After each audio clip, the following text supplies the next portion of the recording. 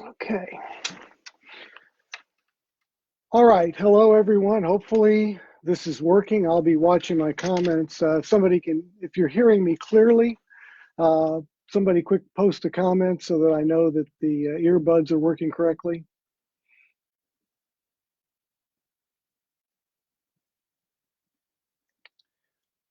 Ed, can you hear me okay?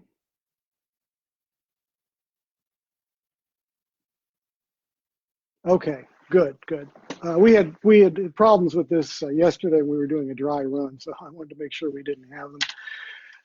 We'll give it a few minutes here. Maybe we'll do a little chatting while we're waiting for people to check in. I see the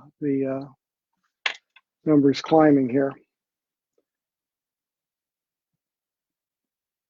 We've got some interesting things that happened today. I'll be talking in detail about those.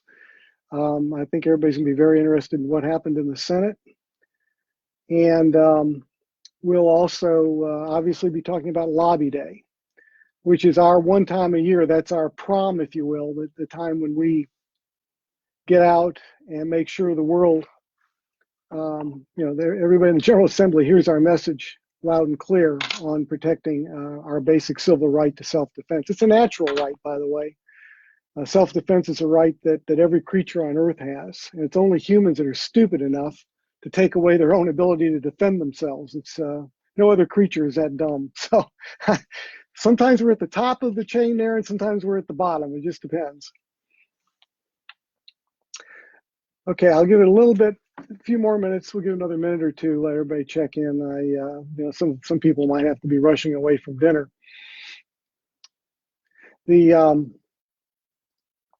It was busy for me. I was looking at my watch because this hearing went on and on and on. They heard, I think it was it was around 29 bills or something to that effect. It was a lot, and some of those bills today took a fair amount of time.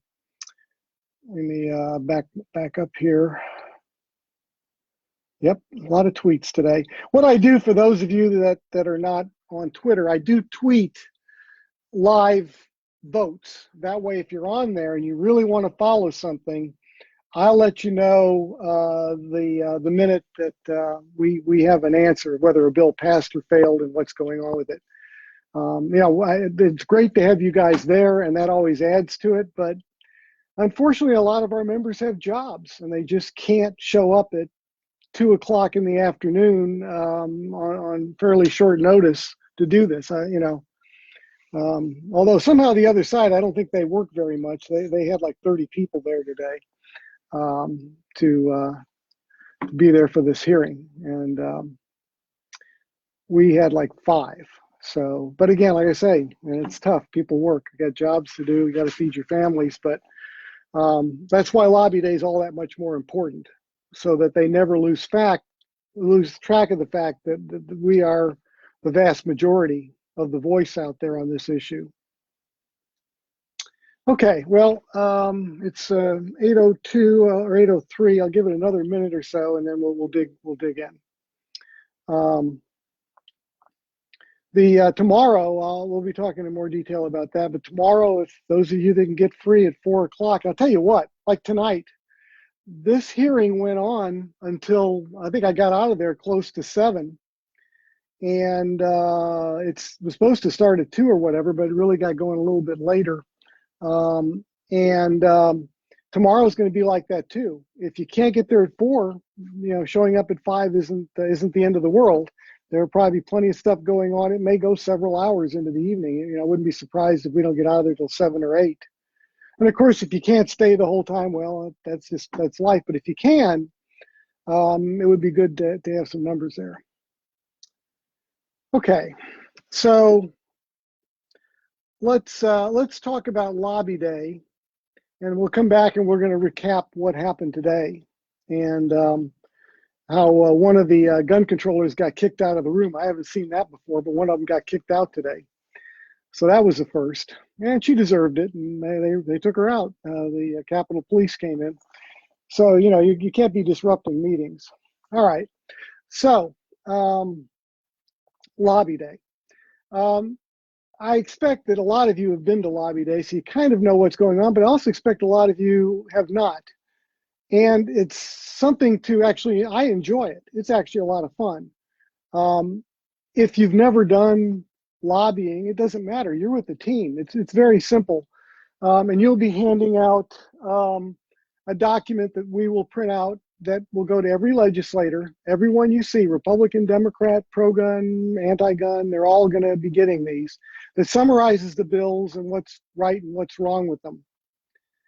But a particular importance of Lobby Day this year is that we are going to be carrying a flyer around that we're going to be giving to every senator and every delegate, every legislator there, that talks about two things. The main thing we're talking about are red flag laws.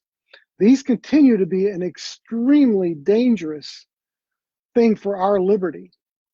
But the other side of the flyer, we'll talk about universal background checks. That's another thing that the other side seems to believe that they have, some kind of a ground that they can make on this. And we know it will not lower crime, and we know that it's only aimed at, it only make people like you and I, make it harder for us to buy a gun, harder for us to sell our own private property. And so you'll be carrying flyers around, and we're really going to spend, we usually don't spend a lot of time talking about gun control. We usually talk about the pro-gun bills, but because of the particular danger, not only this year, but we need to be looking down the road to next year. We better well be active when elections roll around this year. I mean, if you take this anything less than an absolute serious threat to your liberties, you're making a severe mistake. So we will be educating Democrats and Republicans on red flag laws and universal background checks, but primarily red flag. There's so much wrong with red flag, and we'll talk about a little bit here. One of the bills did come up today in subcommittee.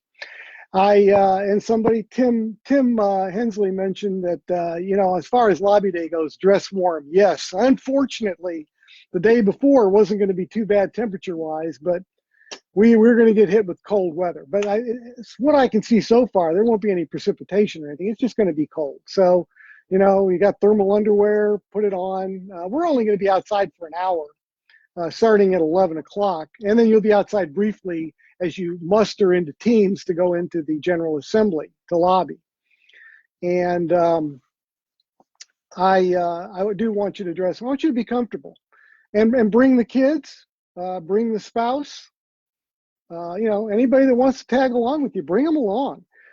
If nothing else, they need to be there to see their government in action, to understand how you interface with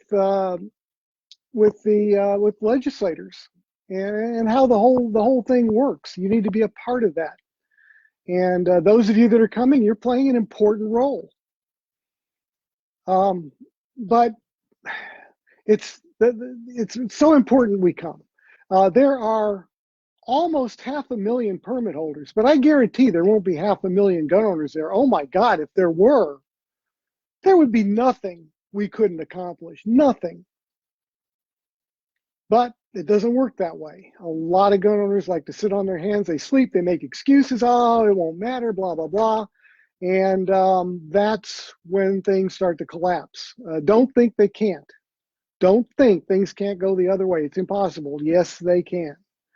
I can point you to quite a few states where gun owners have learned that lesson very painfully, Washington State being an example. So be there, dress warmly. Now let me look a little bit at your comments now that we're kind of rolling here. I see some of you saying you're new to Lobby Day. Now, question about parking for handicapped people. First of all, parking in general. Monday is a federal holiday. Now, a lot of people panicked when they learned that, and they said, Phil, but what if we get there and the General Assembly is closed? No, the General Assembly specifically stays open on that day. They always have, they always will, and they will be open and running full bore on Monday. But you can park in the streets wherever there's a meter. The meters are not being checked. So if you can find street parking anywhere around the Capitol, take it. There are parking lots where you can pay if you wish, if you just want to get your car off the street. Now, handicap parking, that's an excellent question, and I'll be honest with you, I'm a little thrown by that one. What I'll have to do is I will need to check into that, and I'll put something maybe on VA alert as to what the Capitol Police suggest that people that need handicap parking where they park. They may have some kind of provision for that. I would think they would, but I'm sorry on that one. Let me check into it. That definitely came in unexpected. It's an excellent question. Let's see here. Okay. Yes, we're going to muster. Where are we going to meet? We are going to meet at 9th Street and Bank Street. That corner right there is where the General Assembly is. And on the right side would be the General Assembly and buildings. And on the left will be like a park area that's actually part of the Capitol. And on that left side where the open park area is the bell tower. It's very near 9th and Bank. It's just a little bit up the hill, just a small bit, and that's where the bell tower is. You can go in from 9th and Bank. You can go north on 9th, in other words, up the hill, and make your first right, and that'll be right at the bell tower. Or you could go on Bank Street, heading east away from 9th Street, and you'll see the entrance where you could go into the Capitol. You don't want to do that, but you want to kind of head left towards the bell tower. You really can't miss it. It's not a huge edifice, but it's the only edifice in that general area. So you will be mustering there. You'll see people with Gun Saves Live stickers. Just head in that direction. You'll be assigned a team, and stickered up, and your team will then head in, and you'll be going on a very important mission. You'll be going to see a predefined set of delegates and senators. You won't be seeing all of them. You'll just be going to a set of them because we're going to have 20 teams. So we've in essence divided the whole 140 members into being seen by 20 groups. And then we'll have the stragglers who we'll put into ad hoc groups to kind of go in, maybe without a leader. Usually we can find somebody that's done it before to become an ad hoc leader. But we will be sending them in, and if we don't need them as a team, then we'll send them to talk to their own legislators, their own senators and delegates. It's good if you know who that is before you go. That way you'll know to see them. In fact, if you don't get to see them while you're lobbying as a team, when we're through with the rally at the bell tower, go back into the building and go see your two legislators and be sure that they hear from you. It is so important. They really give priority to you if you are one of the voters. You are a constituent in their district. That is so important to them. Do not underestimate that, no matter who they are. It is going to be Pat Webb on the board noted, yes, this is going to be an excellent education for school kids. What an opportunity and a chance to be with their parents as they go through and see how their government works. What makes this government so great compared to all the other governments in the world. Lobby day starts, Frank's Veritos is asking what time lobby day starts. It starts at 8 a.m. If you can be there a little earlier, that's fine, but we're going to start marshaling teams at 8 a.m. and getting them in. These teams will be in the building, a lot of them, before 8:15. I mean, we're not going to be playing games. We have 3 buses coming in, and they will all be heading over there. For those that might be taking buses, we're telling everybody check with the bus, or there'll be a team leader, if you will, on each bus. They'll find out where to meet the bus to get picked up. The buses will pick you up at 2 p.m. Don't be late. That's why we ask for your cell phones, though. If something goes wrong, we want to be able to try to get in touch with you to remind you the bus is leaving at 2. So do try to be back. That gives you time to go to the bell tower and maybe even grab some lunch. Hopefully you should have plenty of time to grab lunch and maybe even see your legislator. So we tried to time that pretty well, but the earlier the better. But by 8:15, we're going to be going in the building. Let's see. Yeah, apparently it's going to be like 25 degrees. But you know what? Gun control doesn't stop because of temperature. Gun control doesn't stop because it's snowing. If something passes in that building, you're going to be stuck with it in nice weather and cold weather and rainy weather. So you know, military doesn't fold up during a rainstorm. We can't either. Our rights are so much more important than getting wet. Just keep that in mind. The weather's nothing. Dennis O'Connor, who kind of told me about what they say in the military. There's no such thing as bad weather. There's only bad clothes, and that's stuck with me ever since, because there's no more true thing has ever been spoken. There is various parking areas. I'll hit that again. I used to park at 7th and Broad. If you're taking Broad and you turn on 7th going north towards the Coliseum, there's a parking garage right there on your left. You go maybe halfway down the block, and there's one there. There's one by the Coliseum, or a few by the Coliseum. There's various open parking lots around the General Assembly. And again, if you can find a street slot, you get there early enough, you can get yourself a nice spot right on the street. Brian has posted, for those of you, some parking lot information on the Facebook, if you'll take a look at that. He's given a URL for that. Thank you, Brian Dunn. There were the team leaders, Tess Elshire, who's done a great job. She's out there trying to make sure the buses were all booked properly, taking care of that, along with Layla Myers, both doing a great job for us there. She was saying that team leaders will be identified. Yeah, we're hoping that they should. I think we'll have some kind of vest, probably like one of those vests like they're using in Europe right now for all the protests, so that you can identify the team leader. I believe that's what the plan is. Bruce will be bringing that down. Bruce Jackson will be bringing those. Let's see here. I believe, yes, there are still seats available on the bus. So if you're a late Larry, you can still get on the bus. Fairfax is getting close to filling up. We've got a little more seats in the Roanoke, Lynchburg, and Virginia Beach, Hampton, but the Fairfax, Fredericksburg is tightening down a little bit. Let's see. Okay, now David Titano asked whether, excuse me if I'm mispronouncing names, I'm really sorry. He asked if teams will consist of people in the same district.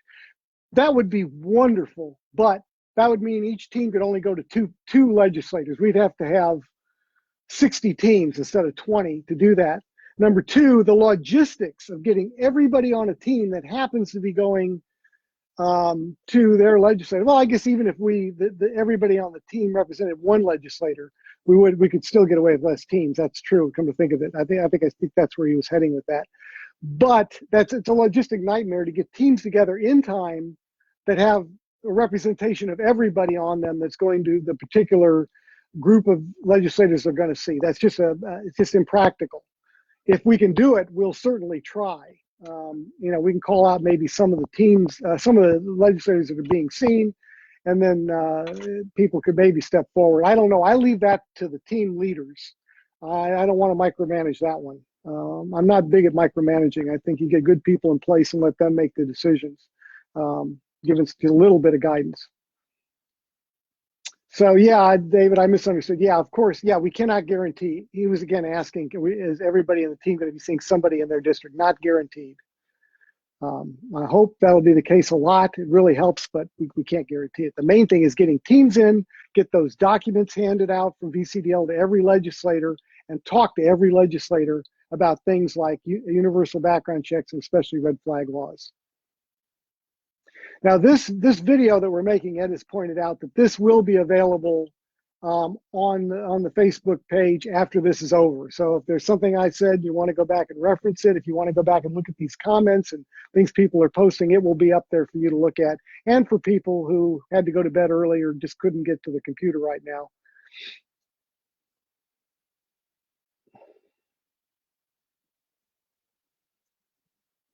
Okay, so yeah, it looked like I was right about the vests. Now, somebody asked about open carry.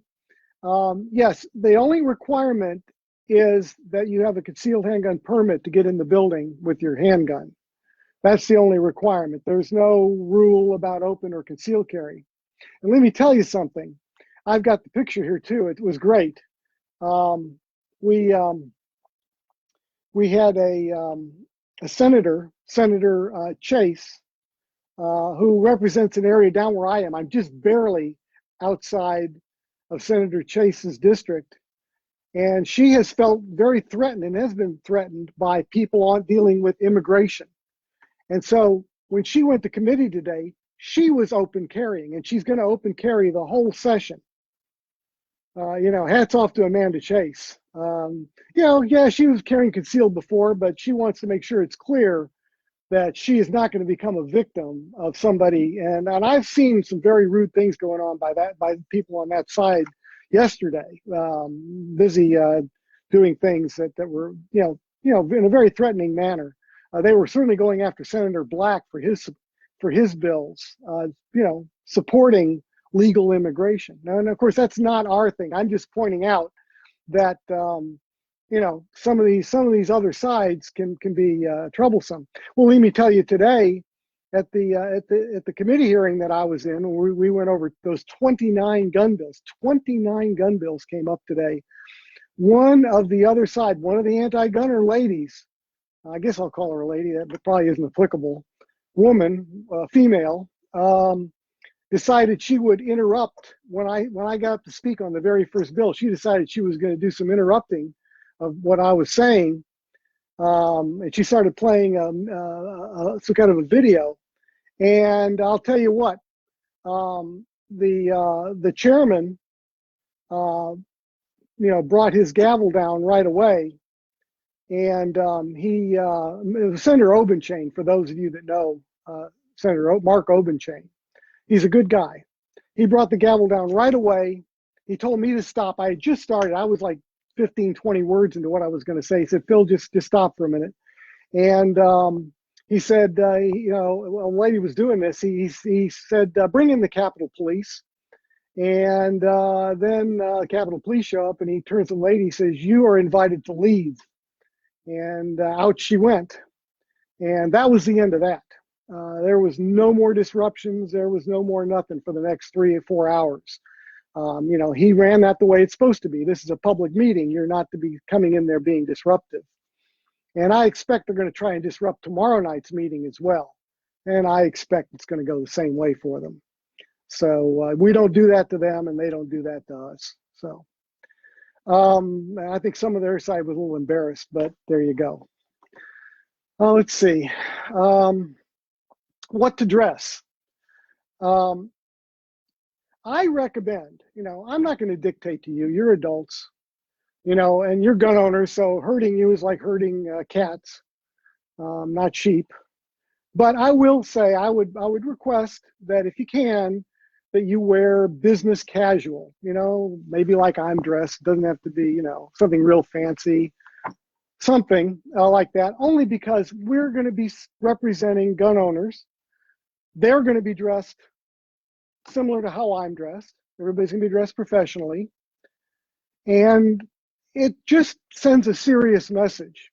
If you can't do that, it's just not your style, then don't worry about it. But if you can, do it.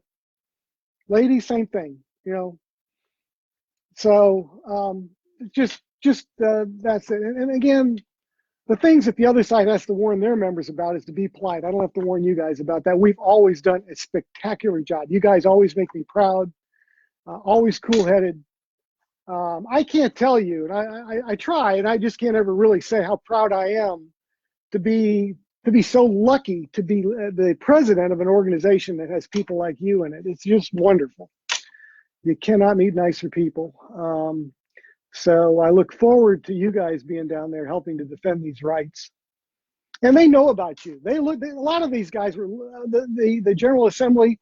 You would be all the people I talk to that are there, the aides and even the delegates and senators are looking forward to seeing you guys. They bring it up to me, and so, yeah, there's probably might be one or two that are just not all that nice, but they won't be too rude either.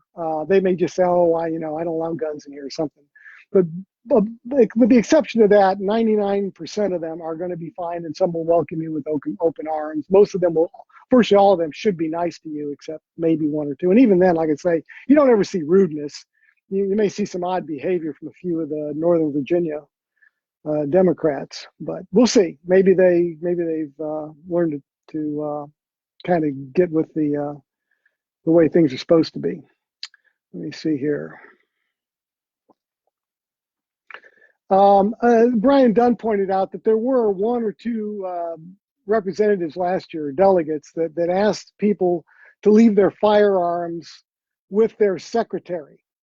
Now, first of all, my answer to that is no. I don't expect any of you, in fact, do not comply with that. Don't go in their office, just leave it be. Just so note and move on. But do not comply with that. We are not going to be handling firearms at the General Assembly for any reason at any point in time ever. No, and not only that, the idiots, and I say that nicely, the idiots that are requesting this don't realize that when that secretary takes possession of those guns and she puts them in her desk, she's now in violation of having concealed firearms on her without a permit. So she's being set up for, well, it'd be a class 1 misdemeanor for the first one and probably a felony after that. So, you know, the Capitol Police just shake their heads at this. They don't want you taking your guns off. The other option is to request the Capitol Police come up there, and they can come in the room with you. That would work too. You're armed, but the Capitol Police are in there if that makes them happy. Perfectly fine with that, but do not comply with, do not touch your firearm while you're there. Open carry, conceal, it's up to you, doesn't matter. It's up whatever you want to do. Personally, I'm always wearing a coat, so I'm always concealed. That's just the nature of the game.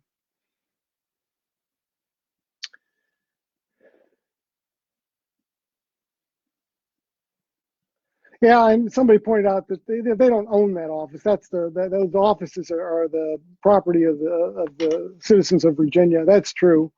On the other hand, there's no point in getting into a match over that. There really isn't. We don't want a scene. You know, there's no point in that. You know, if you can videotape it happening, videotape it. That's great. We'll post it on the web. Videotape them turning you away. Great. I don't think the odds of that happening to you are minuscule. Absolutely minuscule, may not even happen. So don't worry about it. Most people will be happy to see you.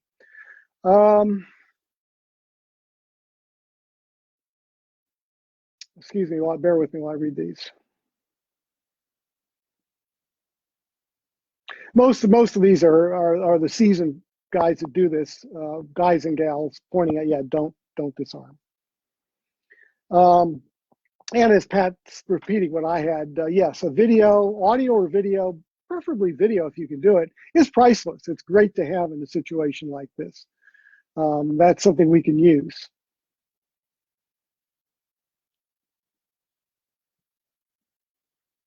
Okay, I'm going to pause and we'll go on into what happened today in committee and kind of look at what's happening tomorrow. If you hold on a second, that's the VCDL line. Okay, I don't know who that is, so unfortunately I can't pick up. I'm not going to pick up on that.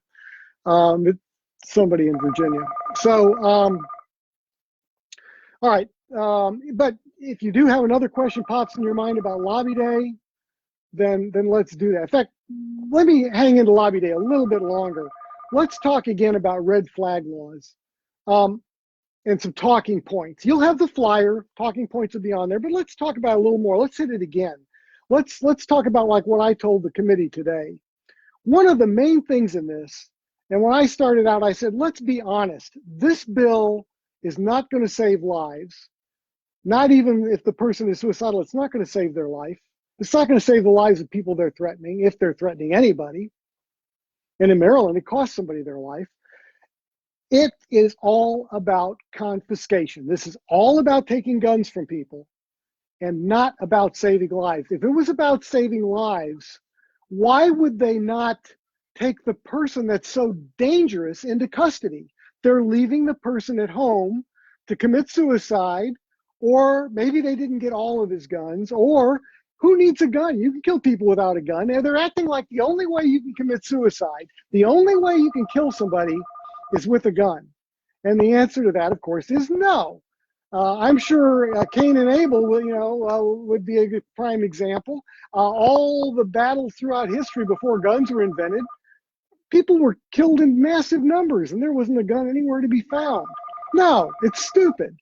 They are so focused that guns are this great evil that they totally walk away from reality. So this bill is not about saving lives, and don't let them tell you it is. This bill, the red flag bills, are all about taking away guns. That's all they do. They deny you due process. The police are not required to keep your guns safely. If they lose your guns, the bill specifically says they're not responsible. So you've got some nice expensive gun that somehow disappears and becomes part of somebody else's collection down at the police station. Too bad. Your gun is damaged, maybe irreparably. Too bad, too bad. What else do we do that with? So there are a lot of things. Be sure, just please be knowledgeable on that. When a question comes up, have your answers ready to go. Think it through carefully. You've got your talking points. Focus on that. Be polite. If they disagree with you, that's fine. That's fine. That doesn't stop you from making your point. In the end of the day, some people will never be convinced, but also be aware that some people get convinced slowly. It takes time. You plant a seed.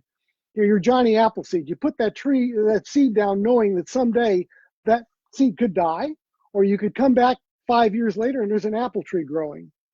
Sometimes we just need a seed planted in our mind that opens our mind up and we start thinking about, you know what, they're right. What if they start applying the red flag to other things that I care about that aren't guns? What if they use that same logic of taking away something from me when I've not been found guilty of a crime or anything, just based upon somebody lying in 2/3 of the cases? So please study that. This is a very real threat. Be sure and spread the word on this. Print those flyers out, hand them around. Same thing on universal background checks. Go over that flyer. We've been pretty good at taking that out, but it continues to come back.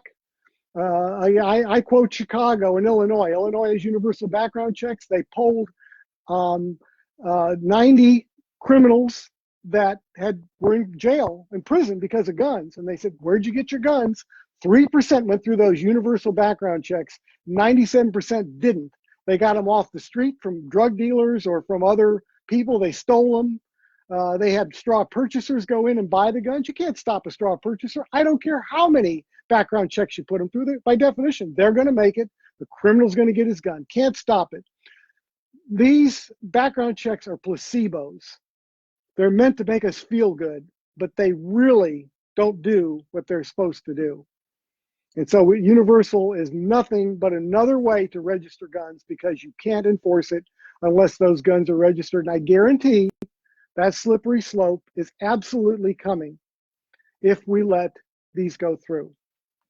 So do your homework. You got time, study it, read it. You got any questions, send me.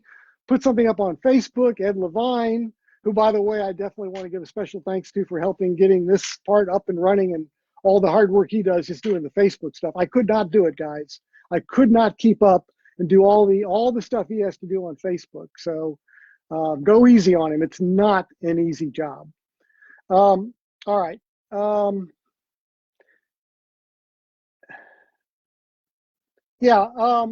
And Pat Webb is pointing out too, sometimes leading with a question, it works better than throwing out facts and statistics. Anybody can throw out facts and statistics. The other side makes them up like they're candy.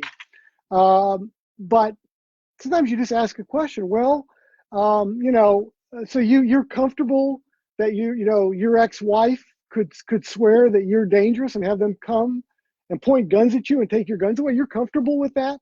That somebody could totally lie, somebody that hates you, and do this? Are you comfortable? That's an example. You could ask a question.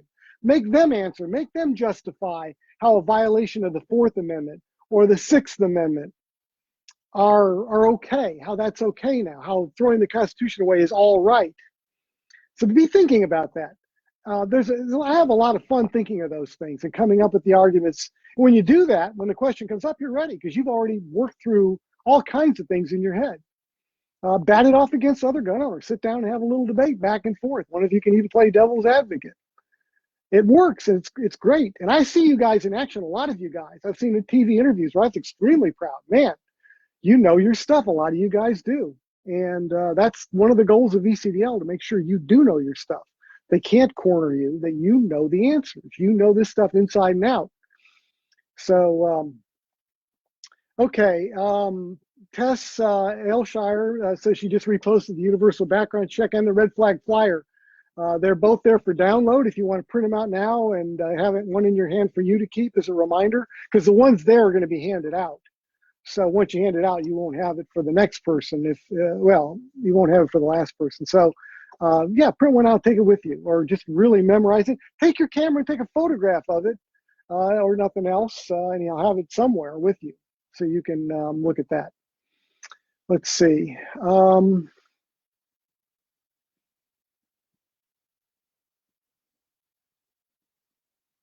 Yeah, Pat's also saying another reason not to throw facts and stuff out there too much is that sometimes, because the other side does that, they sometimes assume that we do that. So, you know, and I can sympathize with that. I mean, I can still, things will come up you just never heard of. You don't know if it's right or wrong. You don't know if you're being told the right thing. And, you know, by the way, Senator Saslaw today, you know, basically questioned what I said about firefighters and EMS being ambushed.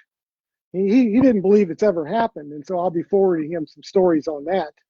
So even that can come up. He didn't ask me to justify it. He waited till somebody from EMS came up, said, oh, have you ever heard of this? And well, no, unless they happen to be watching the news in other states, they wouldn't have heard about it, but it absolutely happens. And I will forward it to him so that he understands it does happen. No, Ken Van Wyck is noting too that he can use backup team leads. Things happen. People swear they're going to be there and then something goes wrong. They're stuck in traffic. They get a flat tire. They back out for some reason. You hope they don't, but it happens. So if he can have backup team leads, if you think you could help, but you don't want to be definitely on the front, but you would be willing to step up, just let Ken Van Wyck know that you would be willing to be a backup team lead. So you probably won't get called, but you might. But, you know, if you're willing to do it, it'd be much appreciated. We really need to have organized teams going in. So if you've done this before and you're willing to step forward, even if it's to stand a little in the background if you're not needed, that's fine. Please do so. Let's see. Okay. Let's talk about the questions that slowed down on lobby day for now. If I missed you, I'd scrolled past. You repost your question. If it hasn't been answered by somebody else, I'll be glad to address. Today, we had a committee meeting of courts of justice, and Bob Sandler was there with me. And by the way, Bob Sandler is another one. If you meet him or whatever, give him a big shake of the hand. He is my right-hand guy at the General Assembly. He is right there. We work as a team to make sure we do all that's got to be done. It's a huge job, and he cuts the work in half for me. And sometimes he's somewhere where I can't be. Sometimes we'll have a hearing going on in 2 different rooms. This allows us to divide forces. He goes cover one, I cover the other. So be sure and thank Bob Sadler when you see him. He does a great job for us. But Bob and I were there, and so the bills came up. It took a while. I felt sorry. We had a couple guys show up that had to leave at 3 o'clock, and unfortunately, we didn't start till after 3. They had something going on, and it went on and on. They finally got to the committee hearing. I just cut them loose. I said, looking at the screen and what they're still covering on the floor, they're not going to get to you before you have to leave. So go ahead and leave. Appreciate you coming out. I said, if you can come back later, that's fine. I said, we're probably going to be here till 6 or 7, and I was right about that. So let's talk a little bit about the bills. Overall, we had an excellent day today. The Republicans and a few Democrats, I'll be double checking that, did pretty good. The Democrats weren't nearly as strong as the Republicans. Most of the Democrats voted wrong, but we did have a few. A few gun bills were put over till next week. And one of those is a universal background check bill. And the other takes any protective order. Right now, the only time you lose your gun rights is if you go to a court and the judge, with representation, and the judge still issues you a protective order because it deals with your family, then you lose your gun rights until that protective order is lifted. Then you get your guns back. They want to make that so for any protective order. So somebody that lives 20 miles away gets a protective order against you. You can't even have guns at home. Right now, you won't be able to transport them and you won't be able to buy new ones, but at least you can have your guns in your home to protect yourself at home, especially if the person that took them away from you decides he wants to kill you now that you're disarmed. So that bill's going to be heard maybe a week from today. So we'll be watching out for that. But today that was not taken up. Senator Eben put in a bump stock bill. And much to our surprise and happiness, he had it struck from the roster. So it's dead. They never took a vote on it. It's dead. He killed it. Or you can think of the bill as committing suicide or something, however you want to look at it. Okay. Senator Saslaw. Surprise, Senator Saslaw. Surprise. He never puts in gun control, does he? He wanted to raise the age from 18 to 21, and he wanted universal background checks. So the bill that's being carried over next week from him is just universal background checks. This bill went a step further. It said, not only are we doing universal background checks, but we're taking away the right to own guns or to buy guns from anyone 18 to 20. Okay, not 21. You have to be 21, you're okay, but 18 to 20. That bill died 9-8. So it's gone. Then Senator Saslaw was on a roll. He put in his own bump stock bill. And that bill did pass out. It passed out 9-5. That same bill, for your information, passed out last year. I don't know if it passed 9-5. It was something like that, but it passed out. Now, here's something important to understand about this bill. This bill is heading to finance. Okay, and finance is notorious for not having a lot of money to throw around in a lot of these bills. And last year, this bill died in finance. Whether it dies in finance or anywhere else is just as dead. Just like if you're shot to death or you're stabbed to death, you're still dead. So, but there is a possibility that finance could let it out, in which case then it goes to the floor of the Senate, and then it'll be battled out there. If it passes out of the Senate, then it's going to go to the House. And there we'll have another whole new set of opportunities to go after it. But we are going to fight this thing as hard as ever. We don't want it. We don't want it on the floor. We don't want it out of the Senate. We don't want it to go anywhere. So we're going to be really hoping that it doesn't come out of finance. I understand in finance, I can't go into finance and say, we don't like this bill because of all these policy reasons. Finance doesn't look at policy. They look at money. They figured the committee that sent them the bill looked at policy and sent them the bill to only look at money. Is there money to do this? All right, so that bill is alive. Next came a pro-gun bill, Senator Black. He brought in constitutional carry.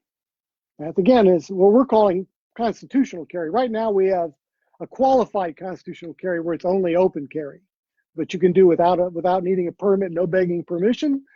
You turn 18, you can legally buy your gun, and you can open carry it. You can't conceal it yet, but you can open carry it. That is qualified open carry or qualified constitutional carry.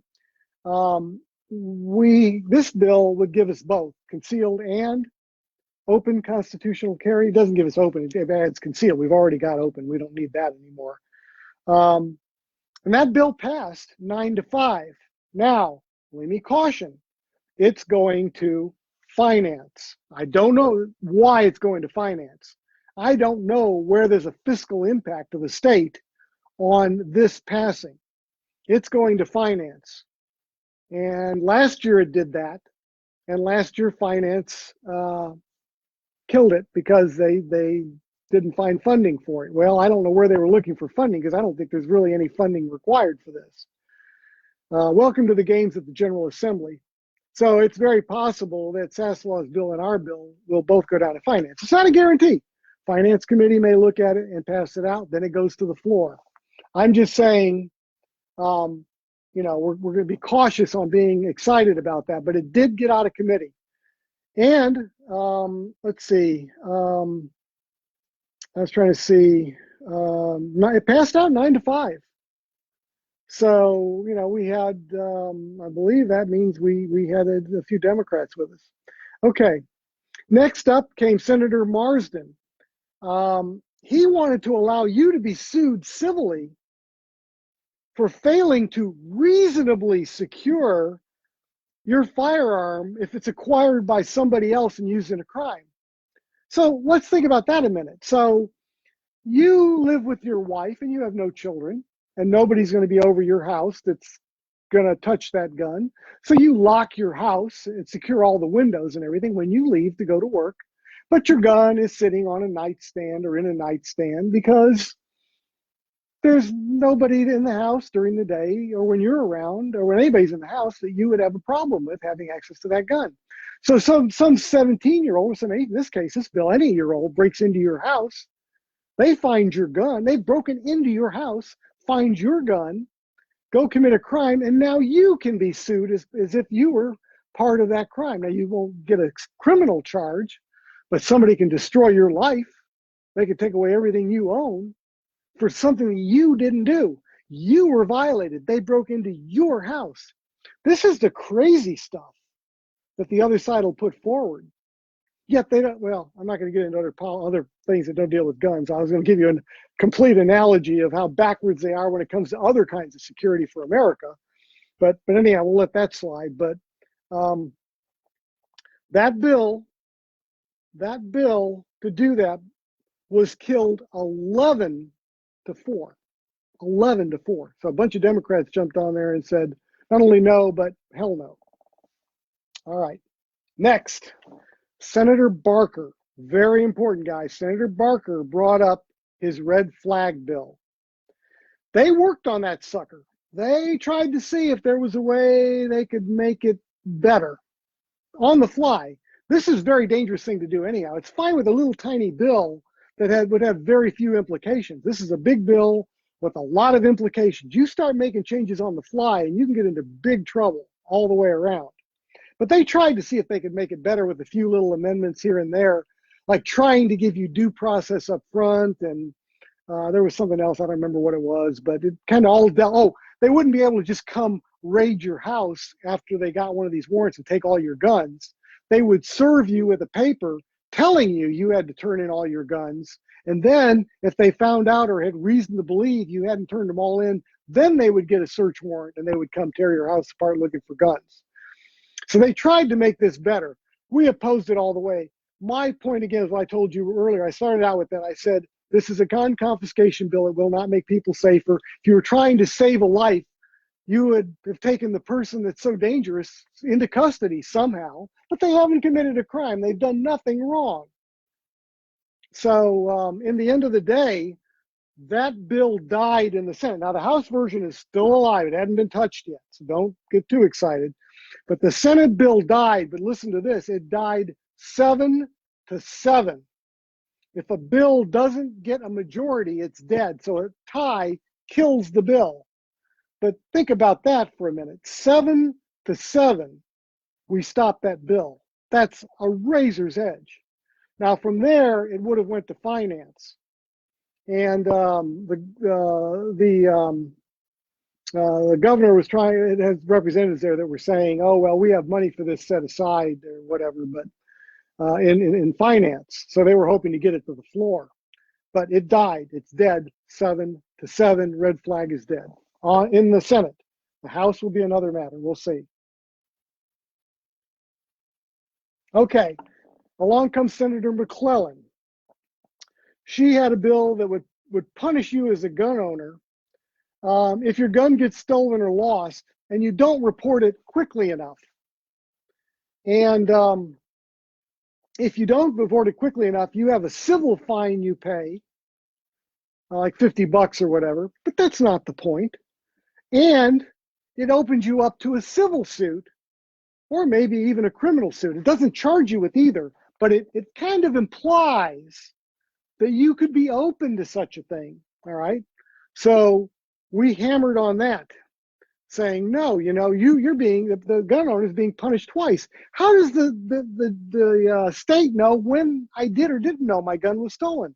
No, how do you prove you didn't know something? So that bill was killed, and it died 8-6. I believe 8-6 is a party line vote, pretty much. I think there was one person not there. It's normally 15 on a committee. All right. Senator Lucas put in, and there were two other bills, 3 bills were heard at the same time. They all were, this was Lucas and 2 bills by Senator Locke. They were all heard at the same time, and they were all 1 handgun a month. We know that 1 handgun a month was a miserable failure. During the whole time, all that whole decade that we had 1 handgun a month, New York was constantly complaining. Oh, Virginia's getting all these guns up here, all these guns up here. Complain, complain, complain, complain. So we said, fine, we got rid of it. Nothing's changed for them. They're still complaining. Although the vast majority of guns that end up there are from their own state in New York. Most of the guns come from one state, and it's their state, not Virginia. So that bill was killed 9-5. So again, you had some Democrats stepping up. I believe one Democrat stepped up and said no. Okay. We need a lot more Democrats than that. We really, really do not give up on the Democrats. We need to reach out to them and get them to understand, truly understand the implications of these bills and to understand what we're talking about, that these things aren't saving lives. This is just bills put in by a bunch of people that don't like us, and they really hate that we can defend ourselves. I know that sounds crazy because of who you are. It sounds crazy that somebody would be upset that somebody else can save their life or the life of their families. But there are people that believe in big government, and we're a threat to that when we can defend ourselves and we're not depending on big government to come and save us. They really are out there, and they really believe that. You don't, because you're a gun owner and you're very independent. But other people are not so independent, and they don't want people independent because they want that government to babysit them, to hold their hand, to do everything for them.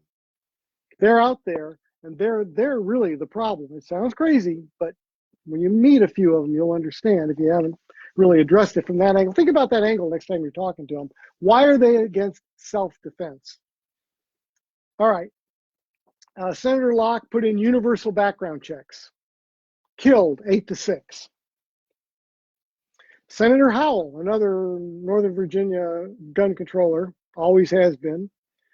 She was going to make it a felony, a life-changing thing, a felony, if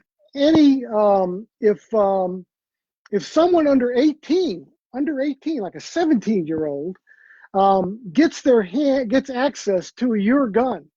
Doesn't say they killed anybody with it, but they got access to it when you weren't there or whatever, when you weren't around. She was going to make that a felony. She was going to take your life and rip it to shreds. Even if you didn't go to jail, your life would never be the same and you would never be a gun owner again. And so she's, anyhow, and so imagine a 17-year-old broke into your house. A 17-year-old breaks into your house, gets their hands on a gun. Guess what? He broke into your house, but you're going to jail with a felony because he got his hands on your gun when he wasn't supposed to be anybody in your house that you were worried about. Too bad. The senator would have been more than happy to send you to prison. And then she decided to back off on that. There was a lot of pushback, even from the Democrats on that one. And okay, well, let's just leave it 18. Let nobody under 18, let it be at least a misdemeanor if somebody under 18 touches a gun. I got up and I said, you know what? There are cases all the time where somebody from 14, 15, 16, 17-year-old has used a gun to save their lives during a home invasion when their parents weren't there. There was a horribly sad case in California with their laws where I think it was a 16-year-old could not legally get access to the guns. They were locked up, and she watched her 3 siblings be murdered in front of her, when if she could have got to that gun safe and gotten in, she could have stopped that murder. She couldn't do it. Could you imagine what she went through over some stupid law? So that bill was passed by, I'm sorry, excuse me, that bill was killed. That bill went down. We got one that's passed by coming up. That bill was killed 8-6. So it was killed on a party line. I believe that'd be a party line vote. So that's not good for the Democrats that they were willing to just strip away somebody's rights at 17, that they even be near a gun when the parents aren't there. But it was killed. That's dead. Now, Senator Howell put in another bill. This one would say that anybody that gets a protective order against you could take away your gun rights all the time that protective order is active. So let's say you had an ex-spouse that lived 40 miles away and she swears or whatever, somehow she gets a protective order against you. Right now, you cannot transport your guns, you cannot buy new guns, but you can have them in your home. This bill would strip that away from you. You could not even possess guns until eventually that protective order, whenever that could be, and that could be years or never, gets lifted. Then you could get your guns back. She wants to make that the case. And that bill, there was some work trying to save it and trying to come up with something there. And so what they did on that is they passed it by until Monday, lobby day. So on lobby day, I'll be sitting in, well, you guys are doing the important work of going around, talking to all the aides and all the delegates and senators you can meet. I and Bob will be in there on that one, making sure, doing our best to try to make sure that doesn't go anywhere. But we might want to speak about that, making sure that the senators and delegates know that we don't want protective orders for people that aren't part of a family, at least, to some distant person, taking away a person's right to defend themselves in their own home. We've taken away their ability to take that gun anywhere, so they're not going to be able to legally take it somewhere and harm somebody that they're protected against, not legally, but they are at least allowed to have that gun in their castle, if you will. All right, bear with me here. Let me just see, I also may have some questions here. Pat was suggesting that because the state isn't getting CHP fees, that might be why they're saying there's a fiscal impact to constitutional carry. Well, we're not getting rid of concealed handgun permits. You still need one of those if you're going to travel or maybe to go certain places. But she's right, that could be the excuse they're using on that. Senator, let's see, Senator Marsden. Okay, I'm sorry. Magazine capacity ban. I don't believe that came up today. I don't think anything came up on magazine capacity today. That's going to come up tomorrow in the House. Absolutely come up tomorrow, maybe several times. Also a note, when you're visiting your delegate or senator, be sure and sign the logbook. There's a logbook for each one of them. If it's your own delegate or senator, sign that book. Let them know that you were there as a reminder that you are a constituent and you visited. And that's for Monday on lobby day. All right, continuing on. Senator Deeds wanted to tear into preemption. This again was what happened a couple of years ago at the protest in Charlottesville. You remember the one where the governor and the mayor intentionally let people merge that they knew hated each other? Really? They let them merge. So much for government protecting you. They were, in my book, my opinion, they were trying to start a riot. They would have loved a riot. They would have loved some really bad carnage going on. That's the only way I can interpret what they did, pulling both permits and forcing everybody to go out the same general direction. That was sabotage. And so Senator Deeds is using that little excuse. Remember, there was only one shot fired. It was by somebody that didn't live in Virginia. He shot into a berm because somebody had a little homemade flamethrower that was trying to set people on fire. He fired a warning shot in the berm. Don't ever fire warning shots. You guys would have known never to do that.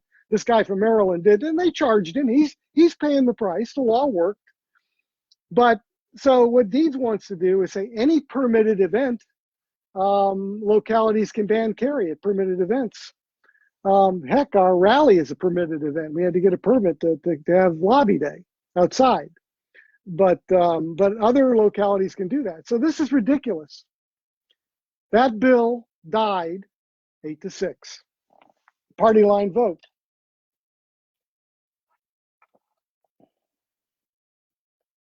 Okay, we're getting close to the end if you'll bear with me. It was an important day. We have Senator Deeds then tried to do another. He said, well, okay, that failed. Then he had another bill. Right now, there's a law 18.2-287.4. This is a problem. You start doing weird stuff like quoting those kind of law numbers after you do this so long. That law basically says if you're in certain cities in Virginia or certain large counties, you cannot have a loaded gun that has more than 20 rounds in it, in the magazine. You know, you can have the gun, but you can't have the magazine over 20 rounds in the gun. You can have a 20 rounder, you can have anything smaller, but you can't have 21 rounds or more. And he wanted to add Charlottesville and Albemarle to that list. One of our arguments is, look, we need to get rid of that law. We don't need to add to it. We need to get rid of it. But we didn't have a bill to get rid of it. So I just simply said we oppose this. There's no need to add anybody else to this bill. And that bill died 7-7. So one Republican defected on that one. And we'll be looking up to figure out, we'll actually get the exact vote. So I'll be able to tell you on each bill who voted how. We'll be able to see that. So we'll know like which Republican did or which Democrat voted with us and so forth. But for now, we know one Republican defected on that. It didn't matter. It died 7-7. So there was no harm, fortunately, in that. Okay. Then Senator Edwards came out with a bill to add another change that would, again, damage our preemption. He wanted to make it so that a locality could ban guns during any of their government meetings, as long as the meeting was held in a government building or a building they were renting. And they had to post signs ahead of time and at the meeting saying you can't carry in here. And he was thinking, oh, that would make it more palatable. No. We need to be able to carry at those meetings. And so one of the excuses that's used is, oh, well, these meetings can get hot sometimes. Yes, and that's all the more reason I want to be able to protect myself. It's not our side I'm ever worried about. The other side gets hot and they do stuff. They attack people. They shove people. They assault them. They do all kinds of stuff. I don't trust them. And with good reason. So no. And if something did happen at one of those meetings, any police that are present, their first job is to take care of city council or the board of supervisors. I'm fine with that. Just like in the General Assembly, the Capitol Police will first, if an emergency broke out, they will first take care of the delegates and senators. I'm fine with that. I never live under the illusion that police will be there to save me in an emergency. It'd be great if they can. I hope they can, but I don't live under that illusion, and I don't think you do either. So as long as I can protect myself, I'm cool. I'm fine. You, Capitol Police, you do what you got to do. I'm going to protect myself. I'll do what I need to do to survive. So that bill, like I say, that bill went down a little harder. That went down 8-6. We didn't have any Republican defections on that one, but I don't think we had the Democrats with us. So 8-6, they said, no, we can't let localities. I'm telling you, they're going to come after this. And next year, we had better do a good job this year, because I can tell you, this stuff is coming back. They want preemption destroyed. And yet, those of you that have been carrying more than about 12 years now, or a little more, 14 years, you'll remember the bad old days before 2004 when VCDL got the law changed, when you couldn't open carry in Chesapeake, and you couldn't carry in the parks in Norfolk, and you couldn't carry in the parks in Richmond, and you couldn't do this, and you couldn't do that, all over the state. It was a horrible mess. There was no way to keep up with all these laws. Even the local cops weren't sure what their own ordinances were. No, we better stay on top of this stuff, because they're serious about this and they're coming after it. And you've got to take this seriously. This is no joke. We're doing good so far this year. Don't get overly cocky about it. We got too many ties. We got a few things that are still moving out of this committee. We got some things that are going to other committees. And tomorrow we got a whole bunch of stuff in the House. And even there, There's going to be things in other committees. Our job is nowhere near done. And it's probably never going to be completely done, folks. But you have a choice. You didn't have to die in a ditch, in some cold ditch, lonely, with a bullet hole in you, trying to save our Constitution and save our way of life. You could fight this stuff sitting in front of a computer. You can fight this stuff in an air-conditioned room. You can fight this stuff as you go about your life. But you don't think you have to fight this stuff. You don't get out and fight this stuff, and we can be in serious trouble. The other side is something we don't have. We've got people that really believe deeply in something, but they have money. They have tons of money. They've got Bloomberg. They've got Soros. They throw millions of dollars into this. They're trying to buy away our rights. They're dead serious about this, and they have succeeded in places like Washington State. Lest you think they aren't getting anywhere, cast your eyes to Washington State. Cast your eyes to California. Cast your eyes to Maryland. There's a bunch of, cast your eyes to Texas. Look how close that last election was in Texas. Look what happened in Florida. This threat, that threat with all that money is very real.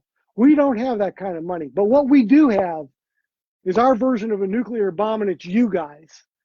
It's people that know what they're doing, do things in a proper, legal, calm way, but are firm. They're not going to be shoved around. They're not going to take second seat to things. And they're not going to be real big on unconstitutional laws that take away our rights unconstitutionally. So I know it's late. I'm sorry. It's a little after 9. I felt you guys would want to hear this. If you have any questions about those bills, if there's anything you want me to answer now along the lines of Lobby Day, bills of that sort, you can go ahead and post it. And if not, I guess we'll put a wrap on it. And I will be seeing hopefully all of you, and those that can't, do what you can for us. Do those emails, get every one of them out. And please, if you look at your senator and say, you know what, it won't do any good, please don't do that. Go ahead and contact your senator, no matter how bad they are. Contact them. Let's go through this. Let's make sure they know that there's never going to be an easy ride. There's always going to be us, and we're going to be out there watching and defending our rights. And someday they may have somebody running against them that we can finally get to unseat them. You never know what the future holds. Believe me, in politics, you don't know. I have seen some very strange things happen. So thank you very much. Bring your friends, bring your family, bring your kids. It's going to be a fun day, and you're going to be with your fellow gun owners. You know how much fun it is with these guys. We have a VCDL meeting. Do we all rush home when it's over? No. I almost have to kick everybody out of the room because they want the room back for whatever reason. You know, we sit there and we talk to each other. We have a great time. We really like each other. The other side tends to pretty much disappear. I don't think they don't like us, and they don't really like each other very much. We do. It'll be a great time. It'll be a great learning experience.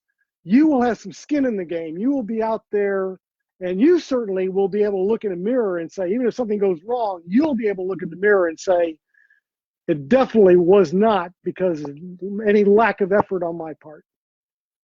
And oh, by the way, thank you, Tess. Thank you, thank you, thank you. Some people didn't get the message. We have a Lobby Day dinner, a pre-Lobby Day dinner coming up this Sunday. And the information is on the website. It's the same place we've been having it at, on the west side of Richmond on Broad Street. It's basically a buffet, a Chinese buffet. And if for some reason you can't find it, send me an email. I'll give it to you. But it should be around. I'll send another alert out. In fact, when I do a quick summary of this tonight, it's been a long day. I'll try to put a summary out for those that couldn't be here. Not everybody has Facebook. Not everybody can be here. I'll try to get something out tonight on VA Alert. I'll try to put a reminder in there. Please come to dinner if you can. We'd love to see you there. If you can't, we'll see you on Monday. So, here we go. Tess just posted it. I'll put it out now while you're here. 6 p.m. at the Hibachi Sushi and Supreme Buffet. They have good food there. That's at 8087 West Broad Street in Henrico. You could probably read it there on the screen. But for those that might be watching on YouTube, we may rebroadcast this on YouTube. They won't be able to see this. They'll just be able to hear what I'm reading. So that will be this Sunday. So I look forward to seeing a lot of you there and getting ready for lobby day. So let's hang in there. Anybody else? Any of the board members have anything you need me to put out? Pat, you got anything you want me to put out for you? Okay, I don't, unless she's typing. Let me wait a second. Harry, glad you joined here. We're wrapping, but you can read you can read a lot of what's going on up here. All right, Pat. Nothing else from Pat Webb. I think Jim isn't on Facebook. I don't know if I don't think the dentist checked in. So all right, well, look, I appreciate it. You guys have a good evening, and the fight goes on. Hopefully, I'll see a bunch of you tomorrow. 4 o'clock, 4th floor. Go in the General Assembly. Go through the metal detectors. When you go straight through on your left, you'll see a bank of elevators. Go to the 4th floor and get off. I believe we're looking for committee room 400B, 400B. And so I would get there before 4 in case it starts to fill up so you can get a seat. If you can get there at 3:30, great. But look, if you can't get there until 5 or 5:30, come on down. I'm sure we'll still be going. I'll be shocked if we're not. Or if you got Twitter or Facebook, we'll have Ed, hopefully, if he can, posting my tweets on each bill out here, and you can kind of check in on that and see if things are still rolling and you're in the area. Come on down. So that's what we'll do. All right, thank you. You guys have a good evening. This will be posted, and we'll see you sometime. We'll see you maybe Thursday. We'll see you Sunday and hopefully Monday. Good night, everybody.